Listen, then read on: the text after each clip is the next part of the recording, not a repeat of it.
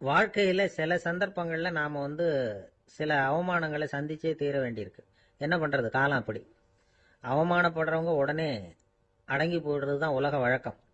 அவமானப்பட்டா உடனே சீறி எழறவங்களும் உண்டு. ஆனா அதையே ஒரு சவாலா எடுத்துக்கிட்டு முன்னுக்கு வர்றவங்களும் சில பேர் இருக்கிறாங்க. அவங்க ரொம்ப அபூர்வம். இன்னைக்கு மனோதத்துவ நிபுணர்கள்லாம் என்ன சொல்றாங்க தெரியுமா?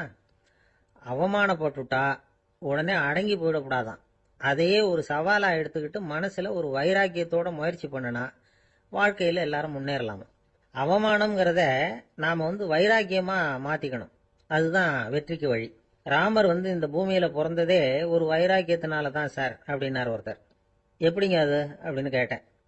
அவர் சொன்னார், தசரதருக்கு ராமர் குழந்தையா பிறக்கணும், அப்பதான் இங்க இருக்கிற கஷ்டங்கள்லாம் நீங்கும் அப்படின்னு சர்வ லோகமும் எதிர்பார்த்துக்கிட்டு இருக்குது.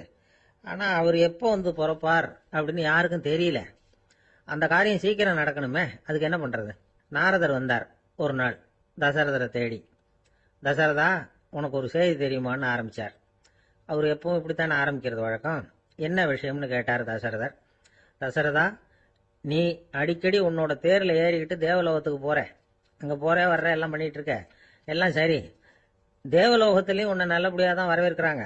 தேவேந்திரன் உன்னை பிரியமா அழைச்சிட்டு போய் தன்னுடைய அரியாசனத்திலேயே தனக்கு பக்கத்திலேயே உட்கார வைக்கிறான். நீயும் சந்தோஷமா உட்காந்து பேசிவிட்டு வந்துடுற. ஆனா நீ இங்க வந்ததுக்கு அப்புறம் அங்க என்ன நடக்குது தெரியுமா உனக்கு அப்படின்னாரான் நாரதர். என்ன நடக்குது எனக்கு ஒன்றும் தெரியலையே அப்படின்னாரான் தசரதர். நாரதர்கிட்ட கிட்டத்தில் கேட்டிருக்காரு, கொஞ்சம் சொல்லுங்க என்னது அப்படின்னு. அவர் நெருங்கி வந்தாராம் நாரதரும். மெதுவா அவர் காதோட காதா சொன்னாராம். அதாவது நம்ம பாஷையில சொல்ல போனா பத்த வைக்கிறார். நீ அங்க தேவேந்திரங்கிட்ட உட்காந்து பேசிவிட்டு வந்த பிறகு நீ அங்க உட்கார்ந்திருந்த அரியாசனத்தை தண்ணி ஊத்தி கழுவி சுத்தப்படுத்துறாங்க. நீ என்ன அந்த அளவுக்கு சுத்தம் இல்லாத ஆளா? தினம் குளிக்காமையா இருக்கிற அப்படின்னாராம். தசரதருக்கு இது ரொம்ப அவமானமா போயிடுது. அப்படியே செய்யறாங்க அப்படின்னாராம். ஆமா, நீ வேணும்னா நான் சொல்றது உண்மையா இல்லையா அப்படின்னு சோதனை பண்ணி பார்த்துக்கோ அப்படின்னாராம் நாரதர். உடனே தசரதர் இதுக்காகவே புறப்பட்டு தேவலோகம் போனார். அங்க வழக்கம் போலவே இவரை கூப்பிட்டு உட்கார வச்சு பேசிக்கிட்டு இருந்தான் தேவேந்திரன். கொஞ்ச நேரம் பேசிக்கிட்டு இருந்துட்டு சரி நான் கிளம்புறேன்னு புறப்பட்டார். சரி, அவனும் வாசல் வரைக்கும் வழி அனுப்பி வச்சுட்டு உள்ள போயிட்டான். தசரதர் வெளியில கொஞ்ச நேரம் மறைஞ்சு இருந்துட்டு மெதுவா உள்ள எட்டி பார்த்தார் என்ன நடக்குதுன்னு. நாரதர் சொன்னது உண்மைதான். தசரதர் உட்கார்ந்திருந்த ஆசனத்தை அங்க 2 தேவர்கள் கழுவி சுத்தப்படுத்திக்கிட்டு இருக்கிறாங்க. தசரதரால இதை தாங்கிக்க முடியல. அவருக்கு ரொம்ப அவமானமா போச்சு. நேரா கிடுகிடுன்னு தேவேந்திரங்கிட்டே போனார். நான் உட்கார்ந்திருந்த இருக்கையே சுத்தம் பண்றியே, நான் என்ன அந்த அளவுக்கு பாவியா அப்படின்னு கேட்டார். ரொம்ப கோபமா கேட்டார். தசரதரே, மனுஷனுக்கு 3 கடன்கள் உண்டு. தேவ கடன், ரிஷி கடன், பித்ரு கடன். இதை தீர்க்காதவன் பாவியாகிறான். இதுல மகனை பெறுவதால் தான் பித்ரு கடன் தீரும். உனக்கு மகன் கிடையாது, அதனால நீ பாவியாகிற. பாவி உட்கார்ந்திருந்த இடம்ங்கிறதுனால அதை சுத்தம் செய்ய வேண்டியது எங்க கடமை அப்படின்னு நானும் தேவேந்திரன். இந்த இடத்துல தசரதருக்கு ஏற்பட்ட அவமானம் ஒரு வைராக்கியமா மாறிச்சு. தேவேந்திரனே கேட்டுக்கோ, ஒரு மகனை பெற்ற பிறகுதான் இந்த சபையில மறுபடியும் அடி எடுத்து வைப்பேன் அப்படின்னு சொல்லிவிட்டு போயிட்டாராம். போய் புத்திர காமேஷ் யாகம் பண்ணார். புத்திரர்கள் பிறந்தார்கள். இந்த கதையில உள்ள கருத்து என்னன்னா, தேவேந்திரன் தசரதரை அப்படி அவமானப்படுத்தலைன்னா அவருக்கு இப்படி ஒரு வைராக்கியம் பிறந்திருக்குமா? யோசிச்சு பார்க்கணும். நமக்கு ஏற்படுகிற சில அவமானங்களையும் வைராக்கியமா மாத்திக்குவோம். அப்படி மாத்திக்கிட்டோம்னா வாழ்க்கையில முன்னேறலாம். நம்ம ஆளுங்க சில பேர் அவமானத்தை வைராக்கியமா மாத்திக்கிறது எப்படி தெரியுமா? நம்ம கிட்ட ஒரு பையன் சொன்னான், எங்க அப்பா என்னை எல்லாருக்கும் முன்னாடி வச்சு திட்டிவிட்டார், பொறுப்பு இல்லாம ஊர் சுத்துறேன்னு சொல்லி அவமானப்படுத்தி விட்டார். இனிமே நீ என் முகத்திலேயே முழிக்காதரா போடான்னு வேற சொல்லிவிட்டார். எனக்கு ரோஷம் வந்துட்டுது. அந்த அவமானத்தை வைராக்கியமா மாத்திக்கிட்டேன். அன்னையிலிருந்து அவர் முகத்திலேயே முழிக்கிறது இல்லை அப்படின்னா. அப்படியான்னு கேட்டோம். ஆமாங்க, அவர் வீட்டில் இல்லாத நேரமா பார்த்து உள்ள சமையல் கட்டுக்கு போய் சாப்பிட்டுட்டு நைஸா வெளியில வந்துருவேன் அப்படிங்கிறான்.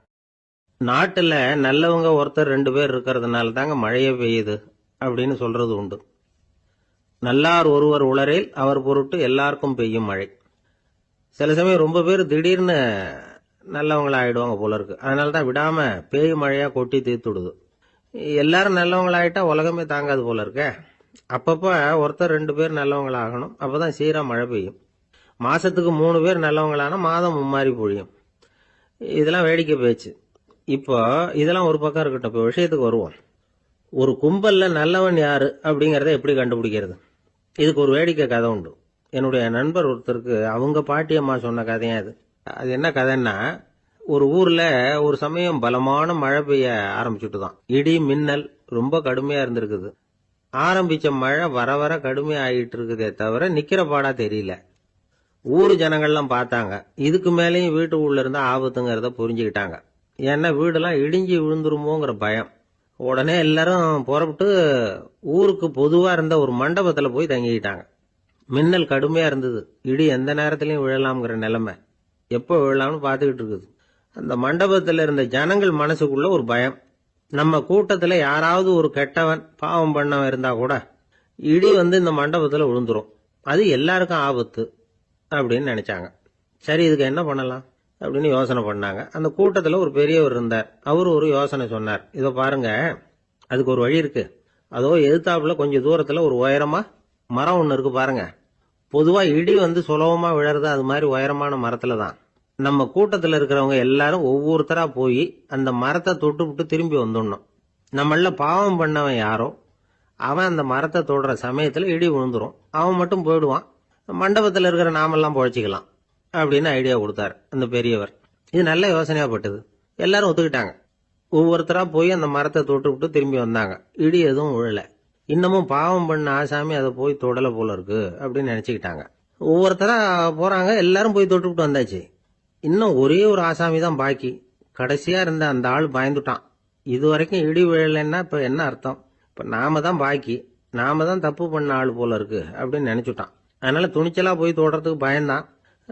தயங்கிக்கிட்டே இருந்தான். இருந்தாலும் மற்றவங்க எல்லாம் சும்மா இருப்பாங்களா? கட்டாயப்படுத்தி கழுத்தை பிடிச்சி தள்ளாத குறையா அவனை தள்ளி விட்டாங்க. போய் தொட்டுட்டு வாடான்னு. அவன் நடுங்கிட்டே போய் அந்த மரத்தை தொட்டான். அதே வினாடி ஒரு பயங்கரமான மின்னல் இடி விழுந்துட்டுது. எங்க விழுந்தது தெரியுமா? அந்த ஆள் மேல இல்ல, மண்டபத்துல விழுந்தது. மண்டபத்துல இருந்தவங்க பூரா காலி. அந்த ஒரு ஆள் மட்டும் பொழைச்சுக்கிட்டான். இந்த ஒரு ஆளை காப்பாத்துறதுக்காக தான் இடி மண்டபத்துல விழாம இருந்திருக்குது. இதுதான் கதை. அதனால நல்லவங்க எப்படியும் தப்பிச்சுக்குவாங்க அப்படிங்கிறது ஒரு நீதி. ஒருத்தன் அப்படிதான் தெருவில் நடந்து போய்கிட்டு இருந்தான், ரொம்ப நல்லவன். எதிரில் ஒருத்தன் சைக்கிள்ல வந்துகிட்டு இருந்தான். அதுல மோதி இவன் கீழே விழுந்துட்டான். சைக்கிள்காரன் உடனே இறங்கி இவனை தூக்கி விட்டான். இவன் எழுந்திரிச்சு அவனை முறைச்சி பார்த்தான். அப்படி பார்க்காதீங்க சார், நீங்க ரொம்ப புண்ணியம் பண்ணிருக்கீங்க, அதுதான் இப்போ சைக்கிள்ல மோதிக்கிட்டீங்க அப்படின்றான். என்ன அப்படி சொல்றேன் நானா? இவன் 10 நிமிஷத்துக்கு முன்னாடி நான் லாரி ஓட்டிட்டு வந்தேன், அப்போ நீங்க எதிரில் வந்திருந்தீங்கன்னா என்ன ஆயிருக்கும் அப்படின்னு. ஒரு கடைக்கு போனேன், 5 ரூபா பணத்தை எடுத்து கொடுத்தேன். ஒரு தினசரி பத்திரிகையை கேட்டேன். அவரு உடனே அங்க அடுக்கி வச்சிருந்த பத்திரிகையில ஒன்னு எடுத்து என் கையில கொடுத்தார். வாங்கிக்கிட்டேன். மீதி பணத்தை எடுத்தார். அதையும் என் கையில கொடுக்கணும்ல, கொடுக்கல. எதிரில் இருந்த பலகையில வச்சு எடுத்துக்க சொன்னார். எப்பவும் அவர் அப்படிதான் பண்ணுவாரு.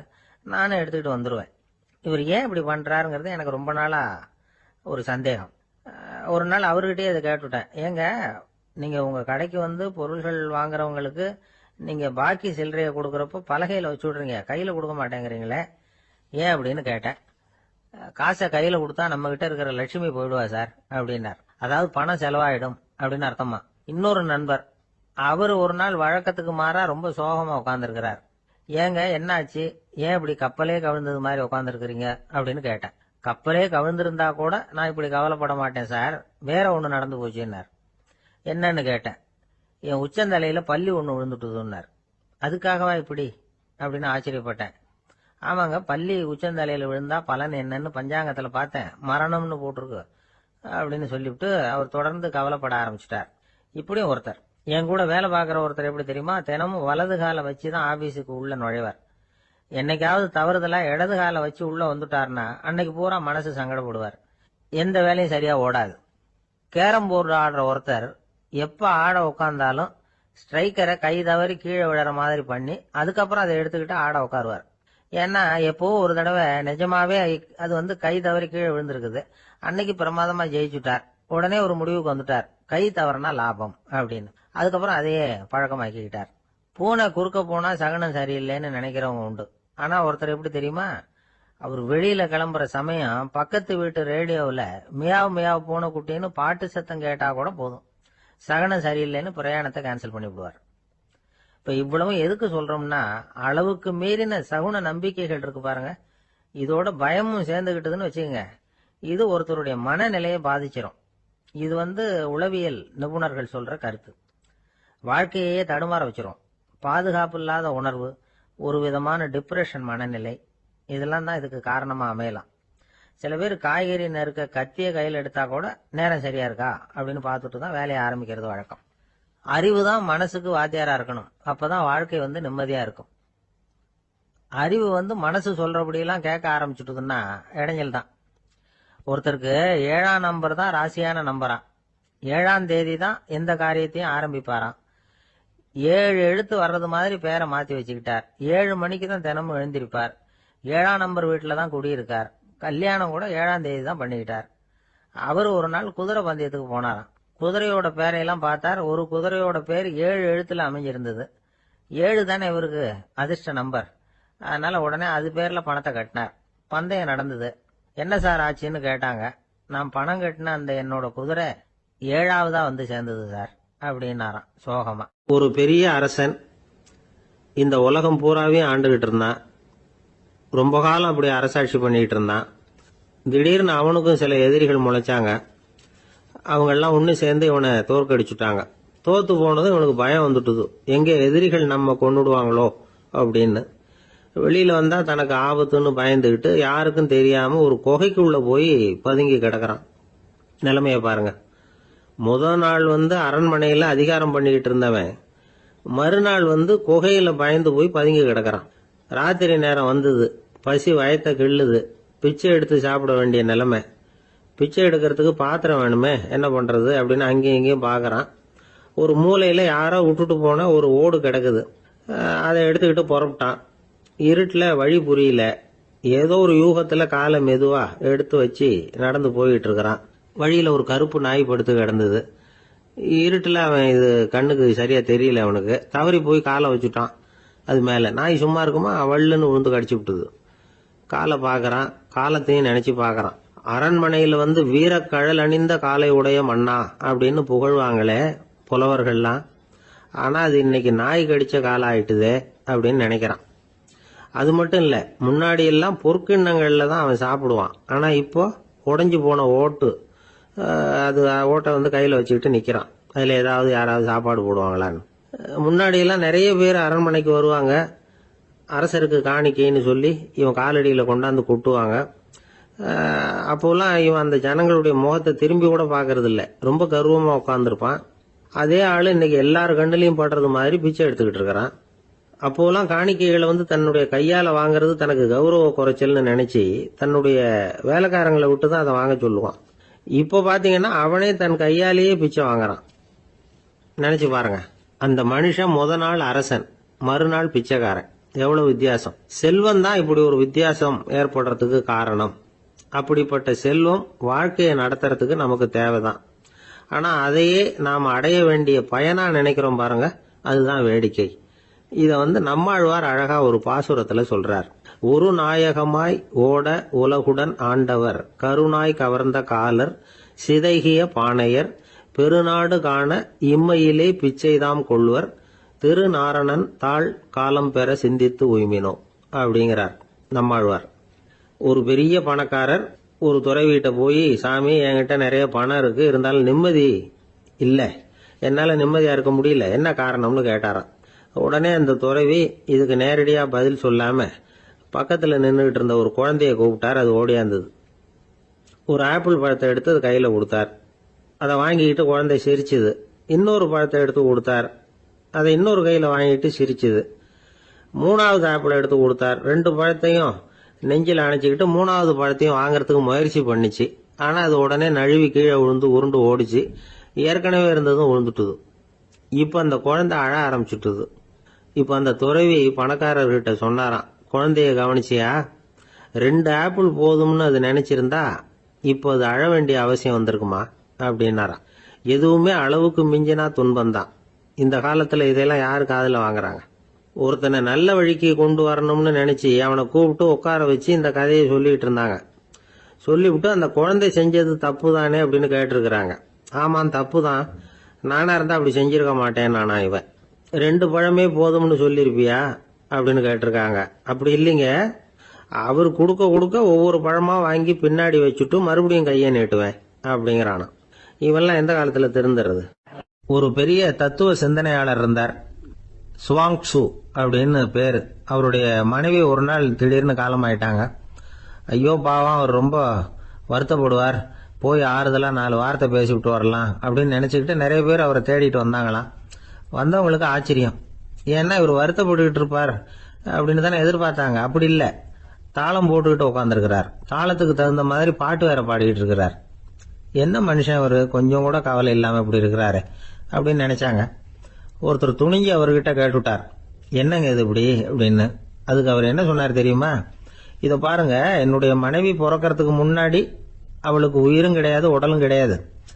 அதுக்கு பிறகுதான் உயிர் வந்தது, உடல் வந்தது, அந்த உருவம் வந்தது.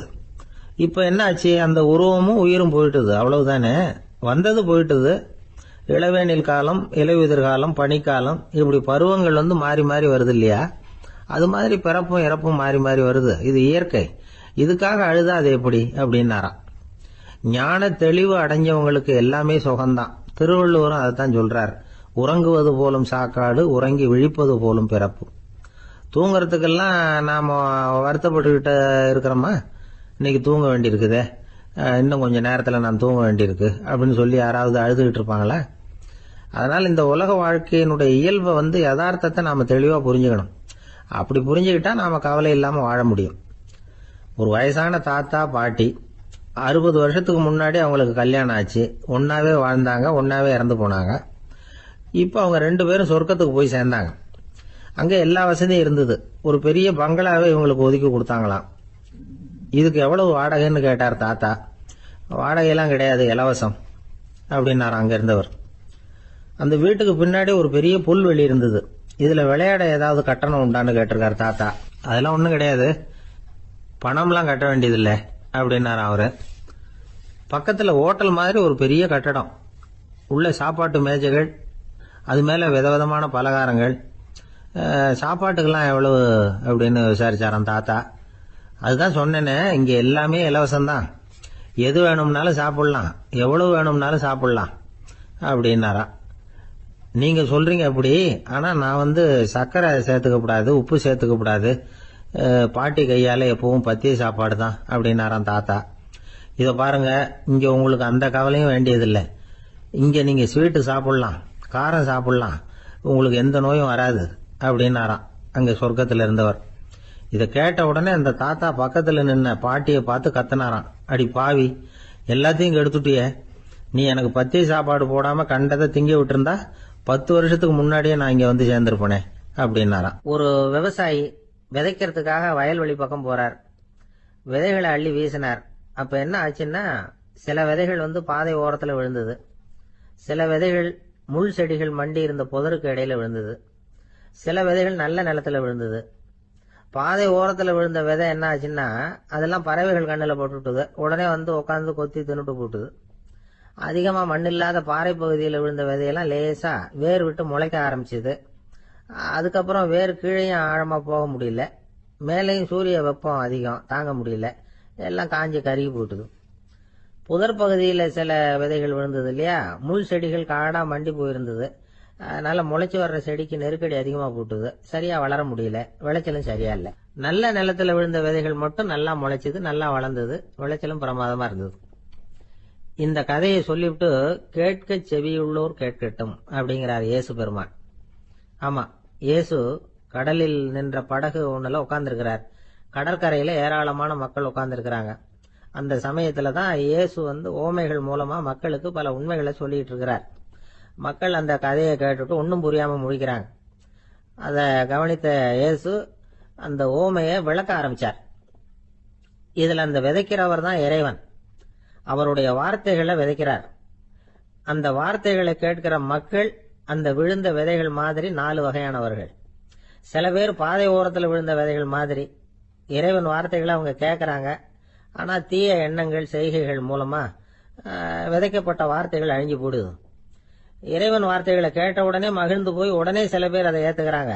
இவங்கெல்லாம் அந்த பாறை பகுதியில் விழுந்த விதைகள் மாதிரி. அதனால இவங்கெல்லாம் வேறு இல்லாதவங்க, கொஞ்ச காலத்துக்கு இறை வார்த்தைகளுக்கு கீழ்ப்படிந்து நடப்பாங்க, அதனால ஏதாவது இடைஞ்சல் ஏற்பட்டா உடனே தடுமாறுவாங்க. தங்கள்கிட்ட இருக்கிற நல்ல பண்புகளை விட்டுட்டு பாவ வழிகளுக்கு போயிடுவாங்க. முள் செடிகளுக்கு இடையில விழுந்த விதைகள் மாதிரி உள்ளவங்க யாருன்னா, இவங்களுக்கு உலக கவலை உண்டு, செல்வத்தின் மீது மயக்கம் உடையவர்கள். உலக ஆசைகள் இவங்களுக்குள்ள பூந்துடுறதுனால அங்க இருக்கிற நல்ல பண்புகள் மறைஞ்சு போயிடுது. அதனால அவங்களும் உபயோகம் இல்லாதவங்களா ஆயிடுறாங்க. நல்ல மனிதர்கள் நல்ல நிலத்துல விழுந்த விதைகளுக்கு ஒப்பானவர்கள். இவங்க இறை வார்த்தையை கேட்கறாங்க, அதை ஏத்துக்கிறாங்க, அவங்களும் நல்லபடியா வாழறாங்க, அடுத்தவங்களுக்கும் உபயோகமா இருப்பாங்க. இதுதான் இயேசு சொன்ன விளக்கம். நல்ல வார்த்தைகளை கேளுங்கள், நல்ல வார்த்தைகளை ஏற்றுக்கொள்ளுங்கள், அடுத்தவங்களுக்கு உபயோகமா இருங்க. இதுதான் பெரியவங்கள்லாம் நமக்கு சொல்லுகிற உபதேசம். ஒரு அப்பா தன்னுடைய மகனுக்கு உபதேசம் பண்ணார். இத பாருப்பா, நல்ல வார்த்தைகளை கேட்கணும், எப்போதுமே மகன் அப்பா பேச்ச கேட்கறது நல்லது அப்படின்னாராம். நீ ஏதாவது ஒரு தப்பு பண்ணா என் தலையில ஒரு முடி நரைச்சு வெள்ளையா போடும்பா, நீ செய்யற ஒவ்வொரு தப்புக்கும் என் தலையில ஒவ்வொரு முடி வெள்ளையாயிடும் அப்படின்னாராம். பையன் யோசிச்சான், அப்பா இப்பதான் எனக்கு புரியுது, தாத்தாவோட தலைமுடி பூராவும் வெள்ளையா இருக்கிறதுக்கு என்ன காரணம்ங்கிறது எனக்கு இப்பதான் புரியுது அப்படின்னா. ஒரு ஊர்ல ஒரு ராஜா இருந்தார். அவர் ஒரு பூனை வளர்த்தார். ரொம்ப செல்லமா அவர் அந்த பூனையை வளர்த்தார். அவர் என்ன பண்ணுவார் தெரியுமா? இரவு நேரத்துல அந்த பூனையோட தலையில ஒரு விளக்க வச்சிருவார். அந்த பூனை ரொம்ப ஜாக்கிரதையா அந்த விளக்கு கீழே விழுந்துடாம பாத்துக்கும். தலையை ஆட்டாம ரொம்ப நிதானமா ராஜா பின்னாடி நடந்து போய்கிட்டே இருக்கும். அந்த விளக்கு வெளிச்சத்துல எல்லா வேலைகளையும் செஞ்சிருவார். கையில ஒரு விளக்க தனியா எடுத்துட்டு போக வேண்டிய அவசியமே இல்லை. விளக்க தூக்கிட்டு போற வேலையை அந்த பூனை பாத்துக்கும். அதனால ராஜாவுக்கு அந்த பூனை மேல ரொம்ப பிரியம். மந்திரிகளை எல்லாம் கூப்பிட்டு அவங்க கிட்ட சொல்லுவார், பாத்தீங்களா இந்த பூனை எவ்வளவு விசுவாசமா நடக்குது, என் பேர்ல எவ்வளவு மரியாதை பாத்தீங்களா அதுக்கு அப்படிம்பார். இதை கேட்டுட்டு அங்கிருந்த அமைச்சர்கள் ஒருத்தர் சொன்னார், மன்னா நீங்க சொல்றது சரிதான், இருந்தாலும் இந்த பூனையோட விசுவாசத்தை நாம கொஞ்சம் சோதிச்சு பார்க்க வேண்டியிருக்கு அப்படின்னாராம். சரி, உங்க ஆசையை ஏன் கெடுக்கணும், நல்லா சோதிச்சு பாருங்க அப்படின்னு சொல்லிவிட்டார் ராஜா. உடனே அந்த அமைச்சர் என்ன பண்ணார் தெரியுமா? எங்கேயோ புறப்பட்டு போனார். ஒரு 5-6 எலிகளை பிடிச்சிட்டு வந்தார். அரண்மனையில் ராஜா ஏதோ வேலை பார்த்துக்கிட்டு இருக்கிறாரு. பக்கத்துல அந்த பூனை ரொம்ப பணிவா நின்றுகிட்டு இருக்குது. அது தலையில விளக்கு எரிஞ்சுக்கிட்டு இருக்கு. அமைச்சர் தான் பிடிச்சிட்டு வந்த எலிகளை அந்த பூனை பார்வையில படுறது மாதிரி எதிரில் விட்டார். அந்த எலிகள்லாம் அங்கேயும் இங்கேயும் ஓட ஆரம்பிச்சுது. அதை பார்த்தது பூனை, அவ்வளவுதான். தலையில இருக்கிற விளக்க பத்தியும் கவலைப்படல, ராஜாவை பத்தியும் கவலைப்படல. ஒரே பாய்ச்சலா பாஞ்சு எலிகளை துரத்த ஆரம்பிச்சுட்டுது. தலையில இருந்த விளக்கு எங்கேயோ போய் விழுந்தது, அணைஞ்சு போச்சு. இருட்டுல ராஜா தடுமாற ஆரம்பிச்சுட்டார். இந்த சமயத்துல அந்த அமைச்சர் மறுபடியும் விளக்க ஏத்தினார், வெளிச்சம் வந்தது. அதுக்கப்புறம் அந்த அமைச்சர் பேசினார், அரசே பூனையோட விசுவாசத்தை பாத்தீங்களா? எலி அது கண்ணுல படுற வரைக்கும் தான் விசுவாசமா இருந்தது. அது மாதிரி எலிய பார்த்ததும் எல்லாத்தையும் விட்டுட்டு அதை துரத்த ஆரம்பிச்சுட்டு பாத்தீங்களா? தான் அந்த பூனையை பத்தி நினைச்சது தப்புங்கிறது அதுக்கப்புறம் தான் அந்த ராஜாவுக்கு புரிஞ்சுதான்.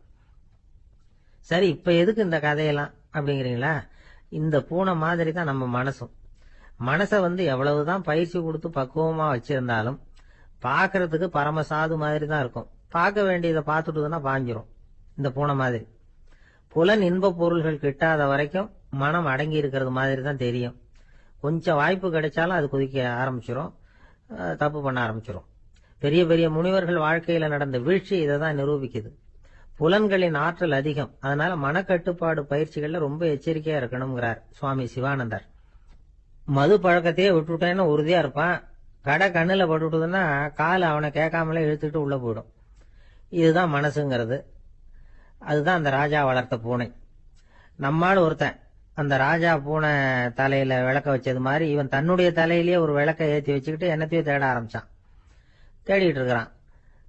தலையை ஆட்டாம நிதானமா நடந்து ரொம்ப நேரமா தேடிட்டு இருக்கிறான். அந்த சமயம் அங்க வந்த ஒருத்தர், என்னத்தை தேடுறீங்கன்னு கேட்டார். அதுதான் மறந்து போச்சு அப்படின்னு இழுத்தான். சரி, கொஞ்சம் இப்படி உட்காருங்க, ஞாபகம் வந்ததுன்னு தேட ஆரம்பிக்கலாம் அப்படின்னாரு அவரு. இவன் கொஞ்ச நேரம் உட்காந்து யோசிச்சான். அப்புறம் திடீர்னு எழுந்திருச்சான். ஞாபகம் வந்துட்டுதுன்னா. என்னன்னு கேட்டார். எங்க வீட்டுல இருந்த விளக்க எங்க வச்சேன்னு தெரியல, அததான் தேடிட்டு இருக்கிறேன், ஏத்தி வைக்கலாம்னு பாக்குறேன் அப்படின்னா. ஒரு ஆள் இருந்தான், நிறைய பணம் சம்பாதிச்சான். ஆனா செலவு பண்ண மனசு வரல, கருமி. அவன் என்ன பண்ணா, சேர்த்த பணம் பூராவையும் ஒரு மரத்தடியில புதைச்சு வச்சிருந்தான். வாரத்துக்கு ஒரு தடவை அந்த மரத்தடிக்கு வருவான். புதைச்ச இடத்த அவளோட பாத்துக்கிட்டு இருப்பான்.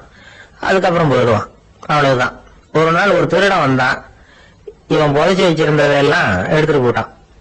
இது தெரிஞ்சு போச்சு. அந்த கருமி புலம்ப ஆரம்பிச்சுட்டான். இவன் புலம்பல கேட்டதும் அக்கம் பக்கத்துல இருந்தவங்க எல்லாம் ஓடி வந்தாங்க. என்ன விஷயம்னு விசாரிச்சாங்க. இவன் சொன்னான். ஒரு பெரியவர் கேட்டார், ஏப்பா வார வாரம் வந்து இந்த இடத்த பாக்குறதாக சொன்னியே, எப்பவாவது இதுல இருக்கிற பணத்தை எடுத்து செலவு பண்ணிருக்கியா அப்படின்னு கேட்டார். நான் அப்பப்போ வந்து அதை பாக்குறதுதான் வழக்கம், அதை தொட்டதே இல்லைன்னு அவன். சரி அப்படின்னா இப்பவும் நீ அதே மாதிரி வார வாரம் ஒரு தடவை வந்து இந்த இடத்த பாத்துட்டு போகலாமே அப்படின்னாராம் அந்த பெரியவர். அதுவும் சரிதானே, எவ்வளவு காலமானாலும் அவன் அந்த பணத்தை எடுத்து செலவு பண்ண போறதில்ல. அப்படி இருக்கிறப்ப உள்ள பணம் இருந்தாலும் ஒண்ணுதான், இல்லாம போனாலும் ஒண்ணுதான். இதுல இருந்து என்ன புரியுதுன்னா, ஒருத்தர் கிட்ட இருக்கிற பணத்தை கொண்டு அவரு பணக்காரரா ஏழையா அப்படின்னு முடிவு செய்யறது சரியில்லை. அந்த செல்வத்தை அனுபவிக்கிற திறன், பயன்படுத்துற திறன், அதை வச்சுதான் அவர் ஏழையா பணக்காரரா அப்படிங்கறத நிர்ணயம் பண்ணணும். அதுதான் சரி. செலவு பண்ண தெரியாதவன் சேகரம் பண்ணிட்டே இருக்கிறதுனால என்ன பிரயோஜனம்? தலைமுடியே இல்லாதவன் தாராளமா சீப்புகளை வாங்கி சேகரம் பண்றது மாதிரி தானே இது. சில சமயம் செலவு பண்ண நாம தயாரா இருந்தா கூட அந்த செல்வம் நமக்கு பயன்படுறது இல்லை. அரேபியாவில் ஒரு நகை வியாபாரி விலை உயர்ந்த முத்துக்களை எல்லாம் அவர் வச்சு வியாபாரம் பண்ணிட்டு இருந்தார். அவர் ஒரு சமயம் ஒரு பாலைவனம் வழியா போயிட்டு இருக்கிறார் ஒட்டகத்துல. அப்போ திடீர்னு கடுமையான புயல் வீச ஆரம்பிச்சுட்டு திசை தவிர இவர் எங்கேயோ வந்துட்டார். கூட வந்தவங்களையும் காணல, எங்க போனாலும் தெரியல. இவர் ரொம்ப பயந்து போய் அங்கேயும் இங்கேயுமா அலைஞ்சு திரியிறார். வழியே தெரியல. பசி கடுமையாயிட்டுது. ஒட்டகத்து முதுகுல ஒரு மூட்டை இருந்தது, அதை பிரிச்சு பார்த்தார். உள்ள ஏதாவது இருக்கான்னு தேடி பாக்குறார். அது வரைக்கும் கண்ணுல தட்டுப்படாத அபூர்வமான ஒரு பை கண்ணுல போட்டது. ஆஹா, அதுல ஏதாவது சாப்பிடறதுக்கு இருக்கும் அப்படின்னு நினைச்சு ஆவலா அதை பிரிச்சு பாக்குறார். அந்த பையில விலை உயர்ந்த முத்துக்கள் நிறைய இருந்ததாம். அப்பதான் அவர் நினைச்சாராம், விலை உயர்ந்த முத்துக்கள் கூட சாப்பிடுறதுக்கு உணவாக முடியாது அப்படிங்கறத புரிஞ்சுக்கிட்டாராம். எந்த நேரத்துல எது நமக்கு தேவையோ அது நமக்கு தாராளமா கிடைக்கணும். அப்படி அது கிடைக்கிறதுக்கு நம்ம கிட்ட இருக்கிற செல்வம் பயன்படணும். அது நமக்கும் பயன்படலாம், நம்ம மூலமா அடுத்தவங்களுக்கும் பயன்படலாம். அதுதான் செல்வத்தின் பயன். ஒரு மரத்தடியில ஒருத்தன் உட்கார்ந்து அழுதுகிட்டு இருந்தான். அந்த பக்கமா வந்த இன்னொருத்தன் ஏப்பா அழுதுகிட்டு இருக்கிறேன்னு கேட்டான். இந்த இடத்துலதான் பூமிக்கு அடியில பணம் இருக்குது, புதைச்ச இடம் தெரியல, அதான் அழறேன் அப்படின்னா. நல்லா ஞாபகப்படுத்தி பாரு, எந்த இடத்துல புதைச்ச அப்படின்னு கேட்டான் இவன். அது எப்படி எனக்கு தெரியும், புதைச்சு வச்சிருக்கிறவன் நான் இல்லையே, எங்க எடுத்து விட்டுக்காரன் அப்படின்னானா இவன். ஜவஹர்லால் நேரு பிரதமரா இருந்த சமயம் அவர் ஒரு தடவை சென்னைக்கு வந்திருக்கிறார். இங்கே சில முக்கிய நிகழ்ச்சிகள்ல கலந்துக்கிறதுக்காக வந்திருந்தார். ஆளுநர் மாளிகையில ஒரு நாள் ராத்திரி தங்கி மறுநாள் புதுடெல்லி புறப்படுறதாக ஏற்பாடு. நிகழ்ச்சியில எல்லாம் முடிச்சுக்கிட்டு ஆளுநர் மாளிகையில தங்கி இருக்கிறார். அன்றைக்கு இரவு படிக்கிறதுக்கு ஒரு முக்கியமான புத்தகம் அவருக்கு தேவைப்பட்டது. அந்த சமயத்துல உலக அளவுல ஒரு முக்கியமான பொருளாதாரம் சம்பந்தமான ஒரு புத்தகம் வெளியாகி இருக்கிற விஷயம் அவருக்கு தெரியும். அந்த புத்தகம் மெட்ராஸுக்கு வந்திருக்குமா, அது இங்க கிடைக்குமா அப்படின்னு விசாரிச்சிருக்கிறார் நேருஜி. அவர் இப்படி கேட்ட உடனே அங்க இருந்தவங்க எல்லாம் ரொம்ப பரபரப்பா செயல்பட ஆரம்பிச்சுட்டாங்க. முக்கியமான இடங்கள்ல எல்லாம் விசாரிச்சிருக்கிறாங்க, அந்த புத்தகம் உங்ககிட்ட இருக்கான்னு. சென்னையில உள்ள கன்னிமாரா நூல் நிலையத்துக்கு எப்படியும் அந்த புத்தகம் வந்திருக்கணும் அப்படின்னு ஒரு நம்பிக்கை. அங்க விசாரிச்சாங்க. அந்த புத்தகம் 2 நாளைக்கு முன்னாடி தான் அங்க வந்திருக்குது அப்படிங்கிற விஷயம் தெரிஞ்சது. உடனே எல்லாரும் அங்க ஓடினாங்க. அவங்களுக்கு இன்னொரு சந்தேகம், புத்தகம் வந்திருக்கு சரி, அது இந்த சமயத்துல வேற யாரும் படிக்கிறதுக்கு எடுத்துட்டு போயிருக்க கூடாதே அப்படிங்கிற சந்தேகம். இருந்தாலும் மனசுக்குள்ள ஒரு தைரியம், இப்படி ஒரு புத்தகம் வெளிவந்திருக்கிற விஷயமே நேருஜி சொல்லிதான் நமக்கே தெரியும். அதுவும் இல்லாம உலக பொருளாதாரம் சம்பந்தமான ஏதோ ஒரு புத்தகம் அது, அதை போய் இந்த நேரத்துல அவ்வளவு ஆர்வமா யாரு எடுத்துட்டு போயிட போறாங்க அப்படிங்கிற தைரியம். இந்த தைரியத்தோட அந்த நூல் நிலையத்துக்கு ஓடினாங்க. புத்தகத்தை தேடினா அது கிடைக்கல, யாரோ எடுத்துட்டு போயிருக்கிறாங்க. நேருவுக்கு மட்டுமே தெரிஞ்சிருந்த அந்த புத்தகம் பத்தின விஷயம் சென்னையில வேற ஒருத்தருக்கும் தெரிஞ்சிருக்குது. உடனே எல்லாரும் பரபரப்பா அந்த அதுக்குன்னு இருக்கிற ரிஜிஸ்டர் இருக்குல்ல, பதிவேடு, அதை புரட்டி பாக்குறாங்க யார் எடுத்துட்டு போறாங்கன்னு தெரிஞ்சுக்கிறதுக்காக. எடுத்துட்டு போனவங்க அதுல கையெழுத்து போட்டிருப்பாங்கல்ல, அதை பார்த்து யாருன்னு தெரிஞ்சுக்கலாம் அப்படிங்கிறதுக்காக தான் அதை புரட்டுறாங்க. அதோ அந்த புத்தகத்தோட பேரு பக்கத்துல அதை எடுத்துக்கிட்டு போனவங்க கையெழுத்து உத்து பாக்குறாங்க எல்லாரும். அதுல போட்டிருக்குது பேரு CN அண்ணாதுரை அப்படின்னு எழுதியிருந்தது. அவரு தான் பேரறிஞர் அண்ணா. நேரு படிக்க விரும்பின ஒரு புத்தகத்தை அதே நேரம் படிக்க விரும்பின இன்னொரு தலைவர் இவர். படிக்கிறதுல அவருக்கு இருந்த ஆர்வத்தை நாம தெரிஞ்சுக்கணும்னா அதுக்கு எவ்வளவோ சம்பவங்கள் இருக்கு. கடைசி காலத்துல அவர் அடையார் மருத்துவமனையில படுத்திருக்கிறார். அவருக்கு ஒரு முக்கியமான அறுவை சிகிச்சை செய்ய வேண்டியிருக்குது அவசரமா. அமெரிக்காவிலேருந்து டாக்டர் மில்லர் வந்திருக்கிறார். அவர்கிட்ட கேட்கிறார், டாக்டர் நாளைக்கே அறுவை சிகிச்சை செய்ய போறீங்களா அப்படின்னு. ஆமாங்கிறார் டாக்டர் மில்லர். நாளைக்கு மறுநாள் செஞ்சுக்கிறேனே அப்படின்னாராம் அண்ணா. ஏன் ஏதாவது நாள் பாக்குறீங்களான்னு கேட்டிருக்கார். இல்ல, ஒரு புத்தகத்தை படிச்சுக்கிட்டு இருக்கிறேன், அதை நாளைக்குள்ள முடிச்சிருவேன், அதுக்கப்புறம் நான் இறந்தாலும் கவலை இல்லை அப்படின்னாராம் இவர். அவர் தான் அறிஞர் அண்ணா. சங்ககால நூல்கள்ல இருந்து சமீபத்துல வந்த நூல்கள் வரைக்கும் எல்லாம் அவர் படிச்சிருக்கிறார்.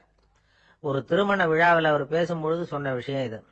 சங்க காலத்துல காதலியை மணக்க விரும்புகிறவனுக்கு அவனுடைய தந்தை வீர சோதனைகள்லாம் வைப்பாரு. போய் புலிப்பல்லு கொண்டுகிட்டு வா, அப்போதான் என் பொண்ணை கொடுப்பேன் அப்படின்னு சொல்லுவார்.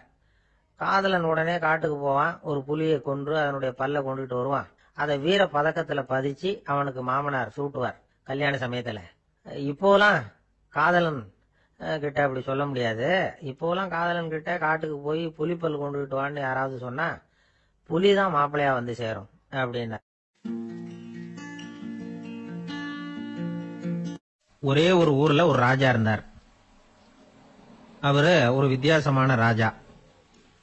எந்த வகையில வித்தியாசமானவர்னு கேட்டா, மக்கள் கிட்ட வரி வசூல் பண்றதுல கொஞ்சம் வித்தியாசமானவர்.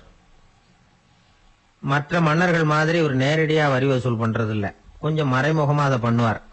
அது எப்படின்னா, ஒவ்வொரு குடிமக்களுக்கும் மாசம் ஒரு மரக்கால் நெல் மக்கள் கொடுக்கறது இல்ல, ராஜா மக்களுக்கு கொடுப்பார் ஒரு மரக்கால் நெல்ல. அதாவது அரண்மனையிலிருந்து ஒவ்வொரு வீட்டுக்கும் நெல் வந்து சேர்ந்துரும். அந்த ஒரு மரக்கால் நெல்ல இவங்க வாங்கிக்கிட்டு அதுக்கு பதிலா ஒரு மரக்கால் அரிசியை ராஜாவுக்கு திருப்பி கொடுக்கணும். இதுதான் அந்த ஊர் வழக்கம். ராஜா வந்து ஜனங்களுக்கு நெல்லை கொடுத்துட்டு அதுக்கு பதிலா அதே அளவு அரிசியா திருப்பி வாங்கிக்குவார். இதை தவிர வரி எதுவும் வசூல் பண்றதில்ல. இப்படி ஒரு ராஜா. இது மேம்போக்கா பாக்கிறதுக்கு ஏதோ சாதாரணமா தெரிஞ்சாலும் குடிமக்கள் ரொம்பவும் கஷ்டப்பட்டாங்க. ராஜா கொடுக்கற நெல்லையும் அரிசியாக்கணும், அதோட இன்னும் ஒரு பாதி அரிசியை அவங்க சேர்த்தும் கொடுத்தாகணும். என்ன பண்றது? மக்கள் வந்து ராஜாவை திட்ட ஆரம்பிச்சுட்டாங்க. இந்த ராஜா எப்ப சாவார் அப்படின்னு எதிர்பார்க்க ஆரம்பிச்சுட்டாங்க. ஏன்னா ரொம்ப கஷ்டப்படுத்துறாரு அப்படின்னு. பல பேர் அந்த ஊர்ல வீட்டை காலி பண்ணிவிட்டு வெளி தேசத்துக்கு போயிட்டாங்க, இங்க காலம் தள்ளுறது ரொம்ப கஷ்டம்னு. மக்கள் எதிர்பார்த்தது மாதிரியே நடந்தது. அந்த மன்னன் நோய் வந்து படுத்த படுக்கை ஆயிட்டான். ராஜா அப்படி சாக கிடக்கிறாருன்னு தெரிஞ்சும் மக்கள் யாருமே வந்து பார்க்கல. எப்படி பார்ப்பாங்க? அவர் தான் எப்போ போவார்னு பார்த்துக்கிட்டு இருக்கிறாங்களே. என்னை ஏன் யாருமே வந்து பார்க்க மாட்டேங்கிறாங்க நம்ம குடிமக்கள்ல அப்படின்னு மந்திரி கிட்ட கேட்டார் ராஜா. நம்ம ஊர்ல மக்கள் எங்க இருக்காங்க பாக்கிறதுக்குன்னார் அவரு. ஏன், என்னாச்சு அவங்களுக்குன்னு கேட்டார். அமைச்சர் அப்பதான் அரசனுக்கு அவன் பண்ணின தவறை வந்து சுட்டி காட்டினார். மக்களுக்கு இழைத்த கொடுமையை எடுத்து சொல்லி புரிய வச்சார். அதுக்கப்புறம் தான் மன்னருக்கு ஞானோதயம் வந்தது. செய்த பாவங்களை எண்ணி வருத்தப்பட்டான். மெதுவா அமைச்சர் பக்கம் திரும்பி, எங்க என் புள்ளன்னு கேட்டான். அவர் எங்கேயாவது ஊர் சுத்திக்கிட்டு இருப்பார், சூதாட்ட விடுதிகளில் கிடப்பார் அப்படின்னாரு அமைச்சர். அவன் எங்க இருந்தாலும் உடனே அழைச்சிட்டு வாங்கன்னு உத்தரவு போட்டார் ராஜா. அடுத்த நாளே இளவரசனை கொண்டாந்து நிறுத்தினாங்க. தந்தையே, என்ன செய்யணும்னா சொல்லுங்க அப்படின்னு கேட்டான் இளவரசன். அவர் சொன்னார், மகனே, மக்களுக்கு வந்து நான் பொல்லாதவன் ஆயிட்டேன், அவங்கெல்லாம் என்ன நல்லவன்னு சொல்லணும், அப்படி அவங்கள சொல்ல வைக்க வேண்டியது உன்னோட பொறுப்புன்னார். தந்தையே, நீங்க வந்து கவலைப்படாதீங்க, உங்களை ரொம்ப ரொம்ப நல்லவர்னு மக்கள் சொல்லும்படியாக நான் செய்யறேன் அப்படின்னா பையன். அதுக்கப்புறம் கொஞ்ச நாள்ல பையன் பட்டத்துக்கு வந்தான். அவன் என்ன பண்ணான், வரி வசூல் பண்ற முறையில ஒரு மாற்றத்தை உண்டு பண்ணான். என்ன மாற்றம் பண்ணனான்னா, ஒவ்வொரு வீட்டுக்கும் ஒரு மரக்கால் உமிய கொடுக்கறது, அதுக்கு பதிலா ஒரு மரக்கால் அரிசியை வாங்கிக்கிறது. அப்பா என்ன பண்ணாரு, நெல்லை கொடுத்துட்டு அரிசியா வாங்கினார். இவன் மகன் வந்து உமிய கொடுத்துட்டு அரிசியா வாங்கினான். கொஞ்ச காலம் ஆச்சு. ஒரு நாள் மந்திரியை கூப்பிட்டு கேட்டான், அமைச்சரே, நம்ம ஊர் மக்கள் என்ன பேசிக்கிறாங்க அப்படின்னு. உங்க அப்பா ரொம்ப நல்லவன்னு பேசிக்கிறாங்க அப்படின்னாரு அமைச்சர். எப்படி இருக்கு பாருங்க, இவன் பண்ற கொடுமையில அப்பங்கார ரொம்ப நல்லவன் ஆயிட்டான். அதாவது இளவரசனை விட பழைய மன்னரே ரொம்ப நல்லவர், ரொம்ப பாதி கஷ்டம்தான் அது, இது முழு கஷ்டம்ங்கிறது மாதிரி ஆயிட்டுது. எப்படியோ அப்பாவுக்கு கொடுத்த வாக்க புள்ள காப்பாத்தி விட்டான். அதாவது மன்னர் ரொம்ப நல்லவர்னு சொல்ல வைக்கிறேன்னு தானே சொன்னான், அதே மாதிரி சொல்ல வச்சுட்டான். இந்த காலத்துல இது மாதிரி அப்பாவுக்கு உதவுற பிள்ளைகள் உண்டு. ஒரு பிள்ளையாண்டான்னு சொன்னான், நான் எங்க அப்பாவுக்கு ரொம்ப ரொம்ப உதவியா இருக்கிறேன் அப்படின்னா, அப்படியா, உங்க அப்பாவுக்கு ரொம்ப உதவியா இருக்கிறியா அப்படின்னா, உங்க அப்பா என்ன செஞ்சிட்டு இருக்காருன்னு கேட்டேன். சும்மா தான் இருக்கிறார் அப்படின்னா அவன். சும்மா இருக்கிறதுக்கு இவன் உதவியா இருக்கிறானா? இப்படி இருக்கிறாங்க. அதாவது நல்லவன் அப்படின்னு பேர் வாங்குறது ரொம்ப கஷ்டம். அதை எந்த வகையில வாங்கணும்னு முடிவு பண்றதுதான் முக்கியம். அதனால வாழ்க்கையில நாம மன்னரா இருந்தாலும் சரி, சாதாரண மக்களா இருந்தாலும் சரி, நல்லவன் அப்படிங்கிற பேர் வாங்குறது ரொம்ப முக்கியம். அப்படி நல்லவன்கிற பேர் வாங்கிட்டா வாழ்க்கை ரொம்ப சுலபமா அமையும். பக்தின்னு சொல்றோம் இல்லையா, அது 3 வகைப்படும் அப்படிங்கிறார் ஒரு பெரியவர். அது என்ன 3 வகைன்னா, தெய்வ பக்தி, அடியார்கள் பக்தி, குரு பக்தி. அடியார் பக்தியை விட, தெய்வ பக்தியை விட குரு பக்தி தான் ரொம்பவும் சிறந்ததுங்கிறார் அவர். தெய்வத்துக்கிட்ட செஞ்ச பாவம் குருநாதர்கிட்ட தீர்ந்துருமா, குருநாதர்கிட்ட செஞ்ச பாவம் தெய்வத்துக்கிட்ட போனாலும் தீராதான். இப்படி பெரியவங்களாம் சொல்லி வச்சிருக்கிறாங்க. ஒரு காடு, அங்க அயோத தௌமியர் அப்படின்னு ஒரு தபோதனர், அவரு பல மாணவர்களை ஒன்னா சேர்த்து ஒரு குருகுலம் நடத்திக்கிட்டு இருக்கிறார். பல தரப்பட்டவங்க, பல திறப்பட்டவங்க மாணவர்கள் அதுல சேர்ந்து படிச்சுக்கிட்டு இருக்கிறாங்க. பாஞ்சால ராஜகுமாரன் ஒருத்தனும் அந்த குருகுலத்துல சேர்ந்து படிச்சுக்கிட்டு இருக்கிறான். அவன் பேரு ஆருணி. பெரிய இடத்து புள்ள, இருந்தாலும் படுப்புல ரொம்ப கெட்டிக்காரனா இருந்தான். அவன் தான் அங்க முதல் மாணவன். ஒரு நாள் குருநாதர் அந்த அரசகுமாரனை கூப்பிட்டார். நம்ம குருகுலத்துக்கு சொந்தமான வயல்ல தண்ணீர் பெருகி வெள்ளம் பயிரை அழிக்குதான். அதனால நீ போய் மடையை அடைச்சிட்டு வந்துரு அப்படின்னார். அந்த அரசகுமாரன் உடனே புறப்பட்டான். குருநாதர் சொல்லிட்டார்ல, உடனே புறப்பட்டான். நான் பெரிய இடத்து பிள்ளையாச்சே, ராஜகுமாரனாச்சே, ரொம்ப செல்வாக்கூட வளர்ந்தவனாச்சே, நான் போய் வயல்ல இறங்கி வேலை செய்யறதா அப்படின்னுலாம் அவன் நினைக்கல. குருநாதர் கட்டளையை நிறைவேற்ற வேண்டியது நம்ம கடமை அப்படின்னு நினைச்சான். உடனே ஒரு மண்வெட்டியை தூக்கி தோல்ல வச்சுக்கிட்டு புறப்பட்டு போயிட்டான். வயலுக்கு போனான். பார்த்தான், தண்ணி கரையை உடைச்சிக்கிட்டு வயலுக்குள்ள ஏகமா பாஞ்சிக்கிட்டு இருக்குது. இவன் மண்வெட்டியால களிமண்ணை புல்லோட சேர்த்து புல் பத்த மாதிரி வெட்டி வெட்டி போட்டான். இருந்தாலும் மடையை அடைக்க முடியல. தண்ணி அதை மீறி வந்துகிட்டே இருக்கு. தண்ணி வேகமா வயலுக்குள்ள போய்கிட்டே இருக்குது. போடுற பத்தையெல்லாம் கரைஞ்சி கரைஞ்சி போயிட்டு இருக்கு. இருந்தாலும் இவன் தன்னுடைய முயற்சியை கைவிடல. வெட்டி வெட்டி போட்டுக்கிட்டே இருக்கிறான். காலையில அங்க போனவன் சாயந்தரம் வரைக்கும் இப்படி செஞ்சுக்கிட்டு இருக்கிறான். உடம்பும் மனசும் ரொம்பவும் சோர்ந்து போச்சு. இருந்தாலும் குருநாதர் கிட்ட கட்டளையை நிறைவேற்றாம இருக்கிறோமேங்கிற ஒரு குறை அவனுக்கு இருக்கு. குரு கட்டளையை நிறைவேற்றாத நான் இன்னமும் இருக்கணுமா அப்படின்னு யோசனை பண்ண ஆரம்பிச்சுட்டான். என்ன செய்யலாம்னு பார்த்தான். நம்ம குருநாதர் கிட்ட பணிக்காக இந்த உடம்பையே தியாகம் பண்ணலாம் அப்படின்னு முடிவு பண்ணான். தண்ணி பாயுதுல, அதுக்கு குறுக்க விழுந்து அப்படியே மடையை அடைச்சிக்கிட்டு அப்படியே படுத்துட்டான். இது மற்றவங்களுக்கு தெரியாது. அன்னைக்கு ராத்திரி ஒரு விளக்கு முன்னாடி உட்காந்து குருநாதர் பிள்ளைங்களுக்கு பாடம் சொல்லி கொடுத்துட்டு இருக்கிறார். வரிசையில் இருக்கக்கூடிய ராஜகுமாரனை காணல. நம்ம ஆருணி எங்க போனா அப்படின்னு சொல்லி மற்ற மாணவர்களை விசாரிச்சார். இப்போ அவங்க சொன்னாங்க, சுவாமி, அவன் காலையில வயலுக்கு மடையை அடைக்கிறதுக்காக போனான், நீங்க தான் போக சொன்னீங்க, இன்னும் திரும்பி வரல அப்படின்னு அவர் பையன். குருநாதர் உடனே ஒரு தீவெட்டி எடுத்துக்கிட்டு மாணவர்களை அழைச்சிக்கிட்டு வயலுக்கு போனார். அங்க போய் பார்த்தா ஆளை காணும். ஆருணி ஆருணின்னு சொல்லி சத்தம் போட்டு கூப்பிட்டு பாக்குறார். நான் இங்க இருக்கேன் குருநாதா அப்படின்னு காலுக்கு அடியிலேருந்து ஒரு சத்தம் வருது. குனிஞ்சு பார்த்தா அவன் மடையில படுத்திருக்கிறான். என்னப்பா இதுன்னார். காலையில இருந்து இந்த மடையை அடைச்சு பார்த்தேன் சுவாமி, முடியல, அதனால இப்படி குறுக்க படுத்துட்டேன். என்னை தாண்டறதுக்கு பயந்து போய் தண்ணியே தேங்கி நின்னுட்டுது அப்படின்னா. அவனுடைய குரு பக்தியையும் அவனை தாண்டறதுக்கு அஞ்சு நிற்கிற தண்ணி தேக்கத்தையும் பார்த்துட்டு எல்லாரும் ரொம்ப ஆச்சரியப்பட்டு போயிட்டாங்களாம். ஆருணி எழுந்திருச்சு வா அப்படின்னு கூப்பிட்டாராம் குருநாதர். அவன் தண்ணீரை பொழந்துகிட்டு எழுந்திருச்சு வந்தானான். அதனால அவனுக்கு உத்தாலகன் அப்படின்னு ஒரு பேர். உத்தாலகன்னா தண்ணீரை பிளந்தவன் அர்த்தம். அந்த உத்தாலகன் மாதிரி இந்த காலத்து மாணவர்களுக்கும் குரு பக்தி வேணும் அப்படின்னு சொன்னோம் ஒரு பள்ளிக்கூடத்துல. உடனே நிறைய மாணவர்கள் எழுந்திருச்சு நின்னாங்க. சார், நீங்க எங்களை இன்னமும் சரியா புரிஞ்சுக்கலன்னு நினைக்கிறோம். அன்னைக்காவது ஒருத்தன் அப்படி இருந்தான், இன்னைக்கு ஏகப்பட்ட உத்தாலகர்கள் இருக்கிறோம். எங்க வாத்தியார் கட்டளையிட்டா இப்பவே அது மாதிரி வயலுக்கு போய் மடையில குறுக்கப்படுத்துக்கிறதுக்கு இந்த வகுப்புல உள்ள அத்தனை பேரும் தயாரா இருக்கிறோம் அப்படின்னாங்க. அப்படியா அப்படின்னு சொல்லி கேட்டோம் ரொம்ப சந்தோஷமா. ஒருத்தன் ரொம்ப அடக்கமா எழுந்திருச்சான். அப்புறம் சொன்னான், ஆமா சார், வகுப்புல இவர் நடத்துற பாடத்தை கேட்டுக்கிட்டு இருக்கிறத விட பேசாம போய் மடையில படுத்துடுறது ஒன்றும் கஷ்டமான காரியமா இருக்காது, அதனாலதான் எல்லாரும் அங்க போறேன்னு சொல்றோம் அப்படிங்கிறான். இந்த உலகத்துல நாம நல்லபடியா இருக்கணும்னா அதுக்கு முக்கியமா தேவைப்படுறது ரெண்டு.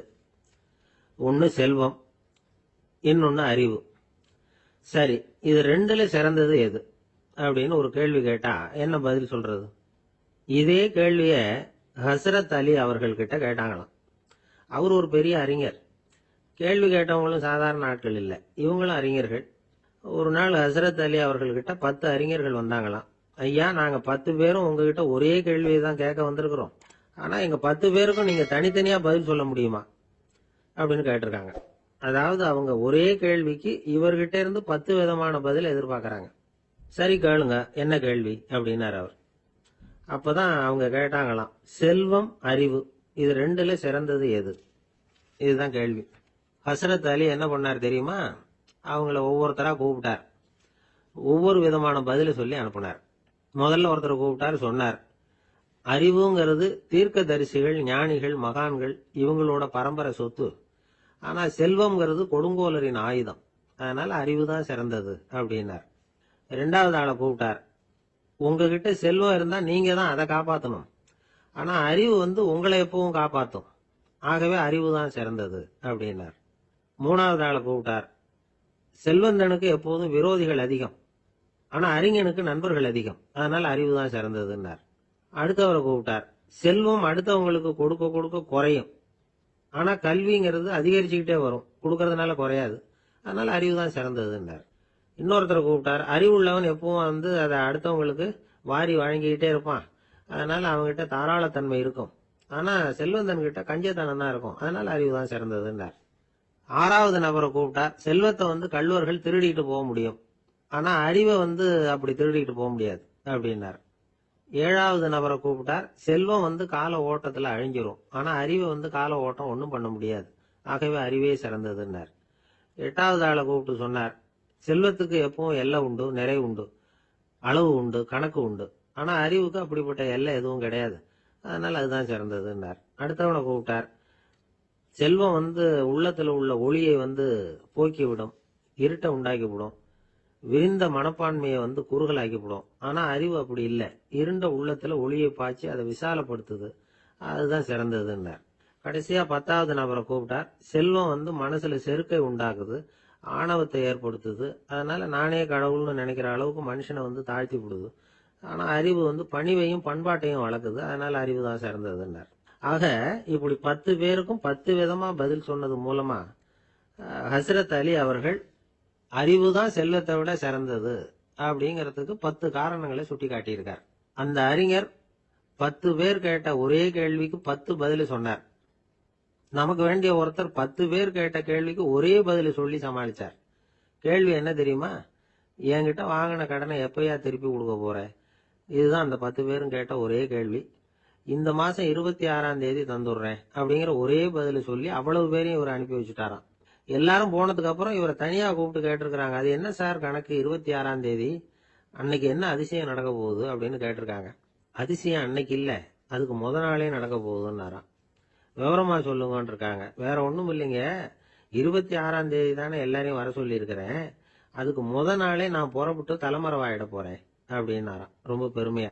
துருக்மேனியாவுல அஷ்காபாத் அப்படின்னு ஒரு நகரத்துல ஒரு புவியியல் விஞ்ஞானி இருந்தார். அவரு ஒரு நாய்க்குட்டி வளர்த்தார். ஒரு நாள் முன்னிரவு நேரம் ஒரு மேஜைக்கு முன்னாடி உட்கார்ந்து அந்த விஞ்ஞானி ஏதோ கணக்கு போட்டுக்கிட்டு இருக்கிறார். அவருக்கு ஒரு சின்ன பெண் குழந்தை, அது தொட்டில தூங்கிட்டு இருக்குது. அந்த நாய்க்குட்டியும் ஒரு மூலையில படுத்து அது பாட்டுக்கு தூங்கிட்டு இருந்தது. ஒரே அமைதி. அந்த நேரத்துல திடீர்னு அந்த நாய்க்குட்டி துள்ளி எழுந்திருச்சுது. நேரா குழந்தைகிட்ட ஓடிச்சு. அந்த குழந்தைய அது போட்டிருந்த ட்ரெஸ்ஸோட சேர்த்து கவ்வி தூக்குச்சு. தூக்கிட்டு வாசல் பக்கம் ஓடிச்சு. நாய்க்குட்டி குழந்தைய கவ்வி தூக்க முடியுமாங்கிற சந்தேகம் உங்களுக்கு இல்லையா? நீங்க நம்ம ஊர் நாய்க்குட்டியவே பார்த்து பழக்கப்பட்டிருக்கீங்க, அதனால நம்புறதுக்கு சிரமமா இருக்கும். அந்த ஊர்ல எல்லாம் அது ரொம்ப ஸ்ட்ராங்கா இருக்கும், ஒரு ஏதோ கண்ணுக்குட்டி மாதிரி இருக்கும். விஞ்ஞானி அதை பார்த்துட்டார். உடனே அந்த நாய்க்கு வெறி பிடிச்சிட்டுதுன்னு முடிவு பண்ணிட்டு தன்னோட கை துப்பாக்கி எடுத்துக்கிட்டு ஓடி வந்தார். அவர் வெளியில நாய்க்குட்டி எங்க அப்படின்னு பார்த்து தேடுறார். அந்த நேரத்துல அந்த வீடு இடிஞ்சு விழுது. காரணம் பூமி அதிர்ச்சி. இப்படி பூமி அதிர்ச்சி உண்டாக போகுதுங்கிறது அந்த நாய்க்குட்டிக்கு முன்னாடியே தெரிஞ்சு போச்சு. அதுதான் குழந்தைய தூக்கிட்டு வெளியில ஓடி வந்திருக்குது. அது மூலமா அந்த குடும்பத்தையே காப்பாத்தி இருக்குது அந்த நாய்க்குட்டி. இந்த சம்பவம் நடக்கிறதுக்கு 3 நாளைக்கு முன்னாடியே சில பிராணிகளுக்கு இப்படி நடக்க போகுதுங்கிறது தெரிஞ்சிருக்குதான். ஆமா, அந்த நகரத்துல 3 நாளைக்கு முன்னாடியே பாம்பு, பல்லி இதெல்லாம் அது தங்கியிருந்த வலையை விட்டு வெளியில ஓடி வந்துட்டுது. அதே மாதிரி அங்க இருந்த புறாவெல்லாம் பறந்து போயிடுச்சான். இதே மாதிரி யுகோஸ்லோவியாவில் கூட ஒரு நகரம், அங்க ஒரு நாள் ராத்திரி ஒரு மிருக காட்சி சாலையில திடீர்னு ஒரு பெரிய கலவரம், கூச்சல், குழப்பம். அங்க இருந்த கழுதை, புலி, யானை, பறவை எல்லாம் கண்ணாபின்னான்னு கத்த ஆரம்பிச்சுட்டுது. நீர் யானை அதுக்குன்னு போட்டிருந்த தடுப்பையே தாண்டி குதிச்சு வெளியில வந்துட்டுதான். மறுநாள் தான் எல்லாருக்கும் விஷயம் புரிஞ்சுது. அடுத்த நாள் காலையில அங்க பூமி அதிர்ச்சி உண்டாயிட்டுது. இப்ப பாருங்க, அதாவது மனுஷனை போய் தீர்க்க தரிசி அது இதுன்னு சொல்லிட்டு இருக்கிறோம். இவனை விட அது பரவாயில்லைன்னு தோணுது. அதாவது மிருகங்கள் ஒண்ணு நடக்க போகுதுங்கிறத முன்னாடியே புரிஞ்சுக்குதே. சரி, இதெல்லாம் எப்படி அது முன்கூட்டி புரிஞ்சுக்குது? அதுதான் படைப்பு ரகசியம். அதை கண்டுபிடிக்கிறதுக்கு தான் மனுஷன் ஆராய்ச்சி பண்ணிட்டு இருக்கிறான். விஞ்ஞானிகளோட ஆராய்ச்சியெல்லாம் ஒரு பக்கம் இருக்கட்டும், வீட்டுக்குள்ளேயே சில ஆராய்ச்சி பண்ணி பாருங்களேன். இப்ப சில யோசனை சொல்லி அதை சோதனை பண்ணி பாருங்க அப்படின்னு ஒருத்தர் சொன்னாராம். அதாவது இப்ப மழை வருமா வராதா அப்படின்னு தெரிஞ்சுக்கணுமா, உடனே ஒரு பூனைக்குட்டி பின்னாடியே மெதுவா போய் அது என்ன செய்யுதுன்னு கவனிச்சு பார்க்கணும். பூனைக்குட்டி தன்னோட பாதத்தினால சுகத்துல அப்படி கீறிக்கிட்டு இருக்கும். அப்படி கீறினா கண்டிப்பா மழை வரும். சில சமயம் பூனைக்குட்டி அப்படியே மல்லாந்து படுத்துக்கிட்டு பாதத்தை உயர தூக்கும், அப்படியும் புரளும். இப்படி செஞ்சதுன்னா அன்னைக்கும் மழை இருக்காது. அதனால முன்னாடி இருந்தது மழை வர்றதுக்கு அறிகுறி, இது மழை இல்லைங்கிறதுக்கு அறிகுறி. பறவைகள், பிராணிகள் இதுகளோட நடவடிக்கைகளை பார்த்துட்டு அதையெல்லாம் அடிப்படையா வச்சுதான் காலநிலையை கண்டுபிடிக்கிற கருவிகளை கண்டுபிடிச்சிருக்கிறாங்க. வாத்து இருக்குல்ல, சில சமயம் தன்னோட அழகை தன்னோட இறகுகள்ல அப்படியே புதைச்சிக்கும். அப்படி செஞ்சா குளிர்காலம் வரப்போகுதுன்னு அர்த்தம். பருவநிலை குளிரா மாறப்போகுதுங்கிறதுக்கு இதுதான் அறிகுறி.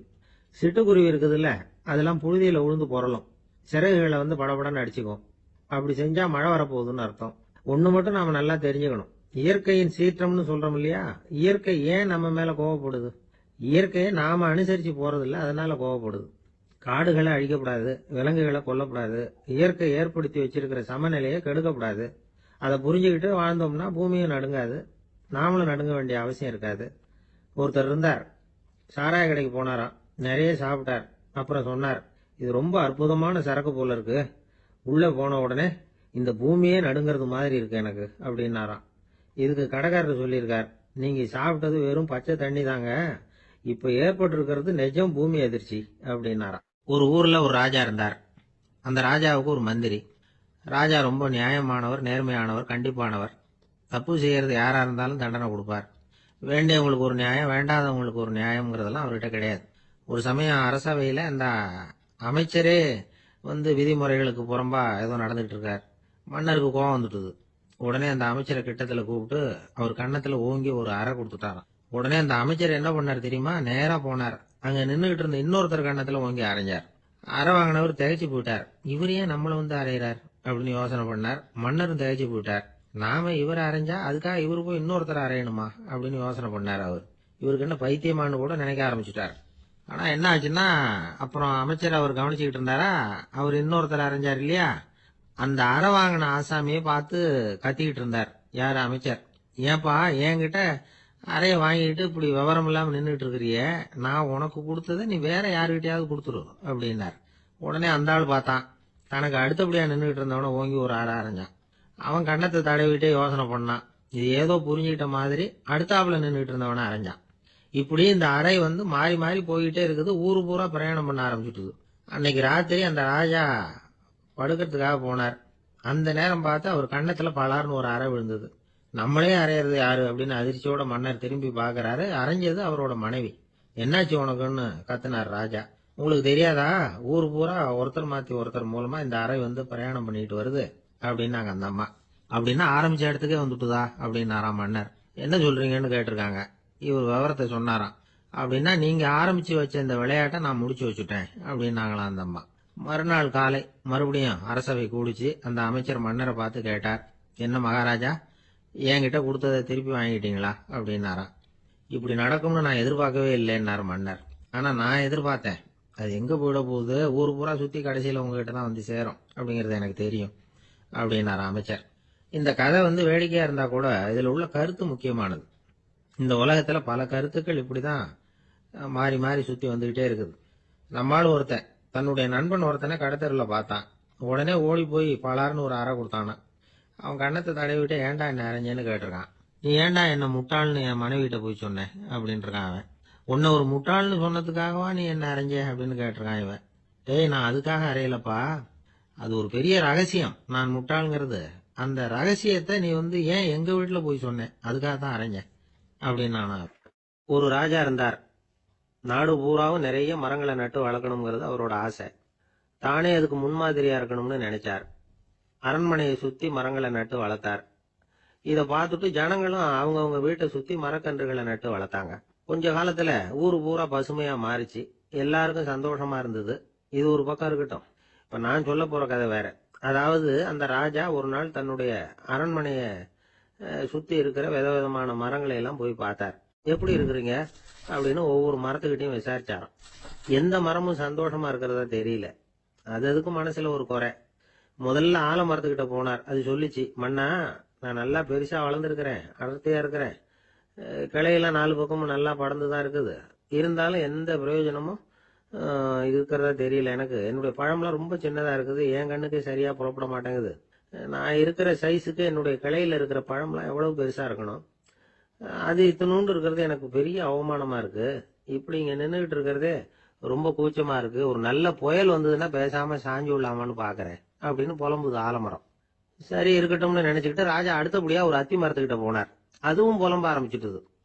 நான் கூட பெரிய மரம் தான், இல்ல இலையெல்லாம் அழகா தான் இருக்குது, பழம் அழகா இருக்குது, இருந்தாலும் உள்ள விஷயம் இல்லையே, அத்தி பழத்தை புட்டு பார்த்தா அத்தனையும் சொத்த அப்படின்னு பழமொழியே உண்டாயிட்டுதே. இப்படி ஒரு கெட்ட பேரோட நான் இருக்கணுமா அப்படின்னு புலம்புது அது. சரி இது இருக்கட்டும் அப்படின்னு சொல்லி அடுத்தபடியா வேப்ப மரத்துக்கிட்ட போனார். அது தன்னுடைய வேதனையை வெளியிட்டது. எனக்கு எவ்வளவோ மருத்துவ குணங்கள்லாம் இருக்கிறதா சொல்லிக்கிறாங்க, இருந்தாலும் என்ன பிரயோஜனம், என்னுடைய பழத்தை மனிதர்கள் யாரும் விரும்பி சாப்பிடுறது இல்லையே அப்படின்னு. ராஜா அடுத்தாப்புல இருந்து ஒரு பனை மரத்துக்கிட்ட போனார். நான் நல்லா உயரமா தான் வளர்ந்துருக்கிறேன், மற்ற மரங்கள்லாம் என்னை அண்ணாந்து தான் பார்க்கணும், இருந்தாலும் என்கிட்ட நிழலுக்காக யாரும் ஒதுங்கறது இல்லையே அப்படின்னுது. என்ன இது எல்லா மரமும் இப்படி திருப்தி இல்லாம இருந்துகிட்டு இருக்குதே அப்படின்னு நினைச்சுக்கிட்டே ராஜா அடுத்தபடியா அங்க இருந்த ஒரு பைன் மரத்துக்கிட்ட போனார். அழகா உயரமா பசுமையா தான் இருந்தது, ஆனா பழமோ பூவோ கிடையாது. அதை நினைச்சா அது வருத்தப்பட்டுக்கிட்டு இருக்குது. ஓக் மரம் அது ஒன்று நின்றுட்டு இருந்தது. அது என்ன சொல்லிச்சுன்னா, இலையுதிர் காலத்துல என் மேல இருக்கிற எல்லா இலைகளும் உதிர்ந்து போடுது, முடி கொட்டின மனிதர்கள் மாதிரி மொட்டையா நான் நிக்க வேண்டி இருக்குது, என்ன வாழ்க்கை இது அப்படின்னு சொல்லி அழுத்துக்கிட்டது.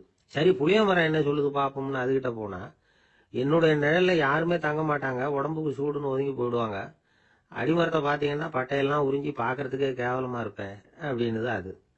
முருங்கை மரம் என்ன சொல்லிச்சு தெரியுமா, என்னுடைய இலை காயெல்லாம் சாப்பிட்றவங்களுக்கு சத்து கொடுக்கறது வாசம் தான், ஆனா என் உடம்புல சத்தே கிடையாது, கொஞ்சம் வேகமா காத்து அடிச்சதுன்னா முறிஞ்சு விழுந்துடுறேன், என்ன வாழ்க்கை இது அப்படின்னு சொல்லி அது வருத்தப்பட்டது. ராஜா யோசனை பண்ணார், என்ன இது மரங்கள் பூமியின் வரங்கள்னு சொல்றோம், மழை பெய்யறதுக்கு அதுதான் காரணம், பூமி செழிப்பா இருக்கிறதுக்கும் அதுதான் காரணம், வீடு கட்டுறதுக்கு மரம், நாற்காலி செய்ய உபயோகப்படுத்துறதுக்கும் அதுதான் உபயோகப்படுது, மனுஷனுக்கு வேண்டிய ஆகாரங்களையும் கொடுக்குது, இப்படிலாம் இருந்தும் எல்லா மரமும் நிம்மதி இல்லாம இருந்துகிட்டு இருக்குதே அப்படின்னு நினைச்சார். அப்போ அங்க இருந்த ஒரு மகிழ மரம் அவர் கண்ணுல பட்டது. அந்த மரம் மட்டும் கொஞ்சம் நிம்மதியா மகிழ்ச்சியா இருக்கிறது மாதிரி தெரிஞ்சுது. உடனே ராஜா அதுகிட்ட போனார். உனக்கு மனசுல எதுவும் குறை இல்லையான்னு கேட்டார். இல்ல நான் சந்தோஷமா தான் இருக்கேன்னு அந்த மகிழ மரம். அப்படியான்னு ஆச்சரியமா கேட்டார் ராஜா. ஆமா மன்னா, இந்த இடத்துல நீங்க ஒரு முருங்கை மரத்தையோ வேப்ப மரத்தையோ கூட நட்டிருக்கலாம், ஆனா இந்த இடத்துல நடுறதுக்கு என்ன தேர்ந்தெடுத்திருக்கிறீங்க, அதுவே எனக்கு பெருமை, அதுவே எனக்கு திருப்தி அப்படின்னு தான் மகிழ மரம். மகிழ மரம் சாதாரணமா தான் இருக்கும், இளம் மஞ்சள் நிறத்துல பூக்கள், அது காய்ந்தும் மனம் வீசும். மகிழ மரம் மாதிரி மன திருப்தியோட வாழறதுக்கு நாம கத்துக்கணுமா. நாம இந்த உலகத்துல ஒரு நாயாவோ நரியாவோ கூட பிறந்திருக்கலாம், மனுஷனா பிறந்திருக்கிறோம், அதுவே பெருமை தானே. இந்த நிறைவு தான் மகிழ்ச்சியின் ரகசியம். ஒரு பையன் அப்பா கிட்ட போய், அப்பா நீங்க இந்த உலகத்துல ஒரு மனுஷனா பிறந்தது என்னோட அதிர்ஷ்டம் நானா. ஏண்டா அப்படி சொல்றேன்னு இருக்காரு அப்பா. நீங்க ஒரு கரடியா பிறந்திருந்தா இந்நேரம் நானும் ஒரு கரடி குட்டியா தானே இருந்திருப்பேன் அப்படின்னு நானா பையன். ராமகிருஷ்ணர் வாழ்ந்த காலத்துல நடந்த ஒரு நிகழ்ச்சி இது. அப்போ ஒரு ஓவியர் இருந்தாராம். அவருக்கு ஒரு ஆசை, ராமகிருஷ்ணர் படத்தை வரையணும், அதை அவர்கிட்டயே கொண்டுட்டு போய் காட்டி அபிப்பிராயம் கேட்கணும். இதுதான் அந்த ஓவியரின் ஆசை. உடனே ராமகிருஷ்ணர் படத்தை வரைஞ்சி முடிச்சார். அதை எடுத்துக்கிட்டு போனார். இவர் போன சமயம் அங்க ராமகிருஷ்ணர் சீடர்களோட உட்கார்ந்து இருக்கிறார். விவேகானந்தர் அங்க இருக்கிறார். இந்த ஓவியர் கொண்டுகிட்டு போய் தான் வரைந்த ஓவியத்தை அவர்கிட்ட காட்டினார். ராமகிருஷ்ண பரமஹம்சரின் ஓவியத்தை ராமகிருஷ்ணர்கிட்டயே காட்டுறார். ராமகிருஷ்ணர் என்ன பண்ணார் தெரியுமா, அந்த படத்தை பார்த்தார். உடனே அது காலை தொட்டார். குருதேவருடைய இந்த செயல் சீடர்களுக்கு ரொம்ப வியப்பை உண்டு பண்ணிச்சு. சில பேர் மனசுக்குள்ளேயே ரொம்ப குழம்பி போக ஆரம்பிச்சுட்டாங்க, என்ன இப்படி பண்றாருன்னு. என்ன இது, இது அவரோட படம், அவரே அவரோட படத்தின் காலை தொடுறார், அப்படின்னு யோசிச்சாங்க. சில பேர் ஒன்றும் புரியாம ஒருத்தர் பார்த்து சிரிச்சுக்கிட்டாங்க. அந்த இடத்துல சீடர்கள் மட்டும் இல்ல, சீடர் அல்லாத பல பேர் இருந்தாங்க. தன்னுடைய காலை தானே தொடர இவருடைய செயல் பற்றி என்ன நினைக்கிறது அப்படின்னு அவங்களும் குழம்பி போய் நிக்கிறாங்க. அந்த படத்தை வரைஞ்சி அவர்கிட்ட காட்டின அந்த ஓவியருக்கும் அதிர்ச்சி. இருந்தாலும் அவர் சீடர் கிடையாது. அதனால கொஞ்சம் துணிச்சலை வர வச்சுக்கிட்டு கேட்டார், என்னங்க இது, என்னால என்னுடைய கண்களையே நம்ப முடியல. இது உங்க சொந்த உருவப்படம், நீங்க உங்க சொந்த கால்களையே தொடறீங்க, இது எங்களுக்கு கொஞ்சம் சங்கடமா இருக்குதே அப்படின்னார். ராமகிருஷ்ணரின் கண்கள்ல ஆனந்த கண்ணீர் வழிஞ்சுதான். அவர் சொன்னாராம், இது என்னோட படம்ங்கிறது எனக்கு தெரியும், ஆனா இது என்னோட படம்ங்கிறதுனால நான் இதோட காலை தொடல. நீ என்னுடைய சமாதி நிலைய இந்த படத்துல படம் பிடிச்சு காட்டியிருக்கிற, அதனால அதோட காலை தொடறேன். சமாதி நிலையில யார் இருந்தாலும், அது என்னுடைய படமா இருந்தாலும் சரி அல்லது வேற யாருடைய படமா இருந்தாலும் சரி, படம் யாருதுங்கிறது முக்கியம் இல்ல. இதுல எது முக்கியம்னா அது தன்னை உணர்ந்த ஒரு உணர்நிலையின் படம். அப்படி இருக்கிறப்போ அதோட காலை நான் தொடணும். அதுக்கு நீங்க எல்லாரும் ஏன் சங்கடப்படுறீங்கன்னு எனக்கு தெரியல அப்படின்னாராம். இப்பதான் அங்க இருந்த சீடர்களுக்கும் மற்றவங்களுக்கும் விவரம் புரிஞ்சுதான். இதுக்கு முன்னாடி யாரும் செய்யாததை இவர் செஞ்சிருக்கிறார், ஆனா அவருடைய காரணம் ரொம்ப நியாயமானது அப்படிங்கறத உணர்ந்தாங்களாம். இதுவரைக்கும் ஆன்மீகத்துல சமாதி நிலை, அதாவது தன்னை உணர்ந்த நிலை பற்றி புரிஞ்சுக்கிட்டோம். இல்லறத்துல ஏற்படக்கூடிய சமாதி நிலை பற்றி உங்களுக்கு தெரியுமா? ஒரு அம்மா டாக்டர் கிட்ட வந்து சொன்னாங்களாம், டாக்டர், என் வீட்டுக்காரருக்கு உடம்புல ஏதோ கோளாறுன்னு நினைக்கிறேன், நான் எவ்வளவு நேரம் பேசினாலும் காதல விழாத மாதிரி உட்கார்ந்துருக்கிறார் அப்படின்னாங்களாம். அதுக்கு அந்த டாக்டர் சொன்னாராம், அம்மா அது உடம்பு கோளாறு இல்ல, அது ஒரு பெரிய திறமை அப்படின்னாராம். தேசத்து மேலையும் தாய்மொழி பேர்லயும் செலுத்துற அன்புக்கு அபிமானம்னு பேர், தேசாபிமானம்னு சொல்றமே இதுதான். ஒரு கணவன் மனைவி பேர்ல காட்டுற அன்புக்கு காதல்னு பேரு, கடவுள் பேர்ல செலுத்துற அன்புக்கு பக்தின்னு பேரு. இப்படி அன்புல பல ரகம் இருக்கிறப்போ அதுல உள்ள வித்தியாசம் தெரியாம இடம் மாத்தி அன்பு காட்டினா இடைஞ்சல் தான். சரி, இந்த அன்பை பத்தி விஞ்ஞானம் என்ன சொல்லுது தெரியுமா?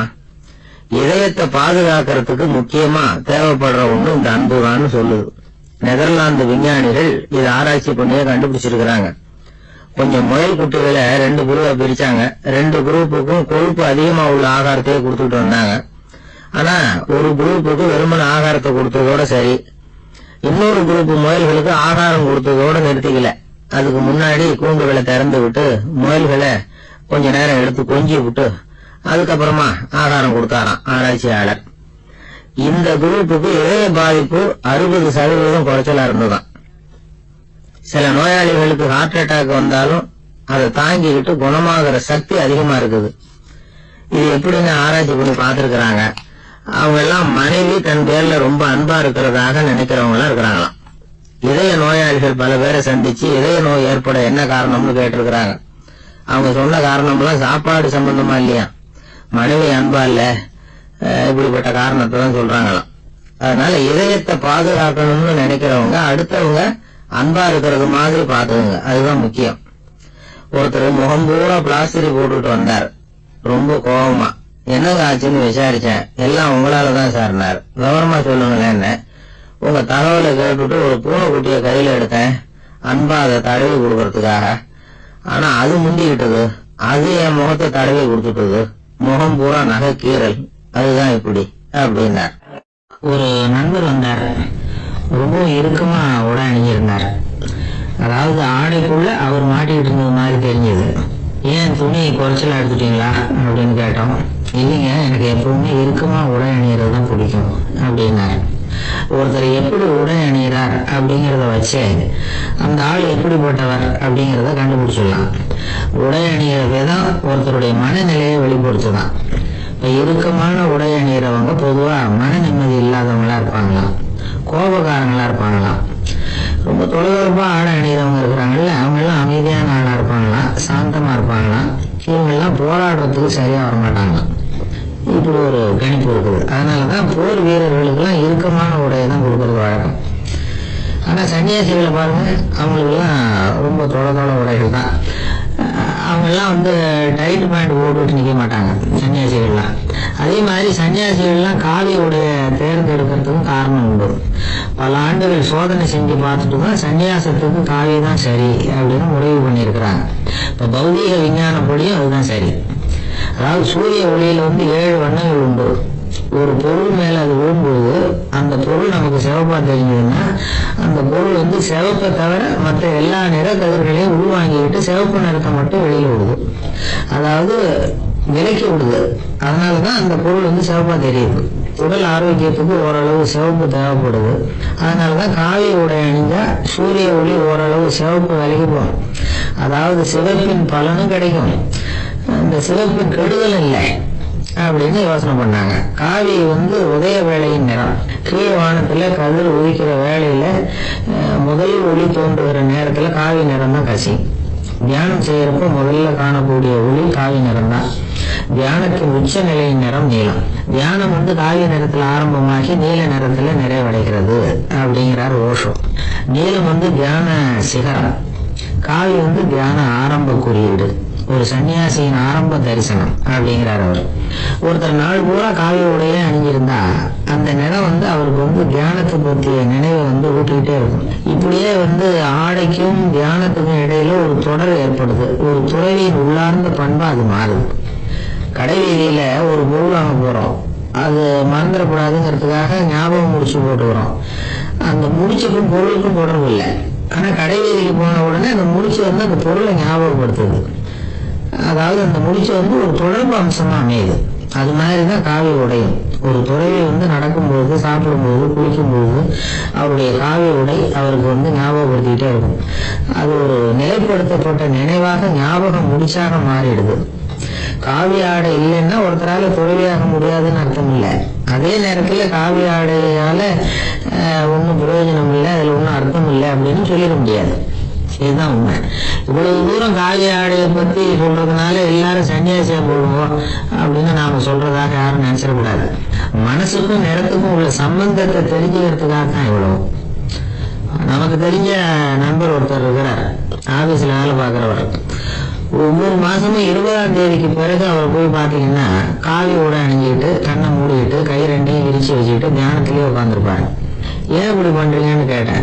அதாவது 20ஆம் தேதிக்கு பிறகு என் கையில ஒரு பைசா கூட கிடையாது, ஒரு சன்னியாசி லெவல்ல இருக்கிறேன்.